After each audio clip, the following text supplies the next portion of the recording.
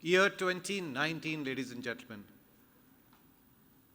I remember I was the chair of Special Olympics of India, a national sports federation for sportspersons with disabilities. 1.4 million athletes in India, 100,000 coaches, 40,000 volunteers. At that time, I was the chair of Asia Pacific 2, 35 countries, and on the board of the Worldwide Special Olympics, 177 countries, 5.4 million athletes across the world. So in 2019, I took a delegation after conducting state championships and national championships, 300 champions of 26 games of India, 300 delegates to Abu Dhabi. UAE was the host of the Special Olympics World Games in 2019. So we landed there. 5,000 athletes from across the world were out there, champions of their countries, competing in world-class arenas, courts, swimming pools, stadiums, indoor and outdoor, golf courses. I was invited to His Highness the Crown Prince of Abu Dhabi's residence, the palace, for dinner, where somebody asked him, "Your Excellency, Your Highness, you have invited 5,000 athletes of this world to your country and to your city, along with their parents, 40,000 volunteers, spectators, the Air Force of the UAE taking fly past over the opening ceremony, Hollywood actors, singers, right from across South of America, right there for the opening ceremony. Athletes being made to stay in 7-star hotels, being served the best of cuisines, including those with dietary restrictions. Citizens of this city stopping cars for anybody with a Special Olympics I-card to give them a free ride to wherever they wanted to go. Owners of malls queuing up outside the malls with dirhams being handed over to the athletes to go and shop for free. You have spent millions of dollars for hosting this. I mean, what's the cause behind this? What would drive you to do this? Why would you do this? His Highness replied in just 2 words, and that was, "Why not?" Ladies and gentlemen, that question, why not, is the answer to my question to you. Why are you all here? Why are the prize winners out here? And the answer is the question, why not? 100% attendance throughout the year, and that too, some of them for many years. You mean to say that you did not want to miss a single day in school?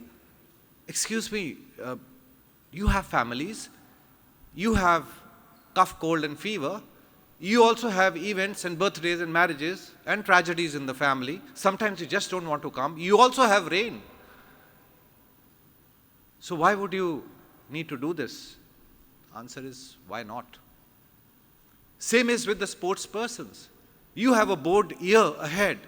You're doing 2 hours of gymming, 2 hours of boxing, running around the track. I mean, that's not going to add marks to your final examinations. Why would you do this? And the answer is, why not? And the same is for all those dances which we saw during various functions, all those events, all those spell bees, Olympiads, all those debates, declamations, the poems which people write. Why not? And that is the answer to the question which these children have been taught. So while I congratulate all the prize winners who are going to come up on the stage and receive prizes for burning that midnight oil, by taking that extra step forward, when their colleagues were sleeping, they were staying awake. When they were spending time for fun, they were studying or toiling on the field or on the stage. I would also like all you proud parents to pat on your backs too, because you woke them up. You got up before they got up. You slept after they slept. You are the one who nurtured them. You are the one who sacrificed your time for them. You are the one who mentored them, who inspired them. So you have a big, big role to play for their success. And of course, there's another group which deserves that pat. In the Navy, there's a famous saying, while the aviators bragged of their flying skills, dropping bombs on enemy ships, the gunners boasted of their roaring guns and the artillery and ammunition. The navigators talked about their navigation skills in shallow waters and high seas. The engineers, in the lowest decks of the ships, next to the boilers and pumps, were silent and smiled with victory at their feet. So that group of parents who are here, who are proud of what they did, need to give a pat to that group of teachers who are smiling, and they know that it's they who did it.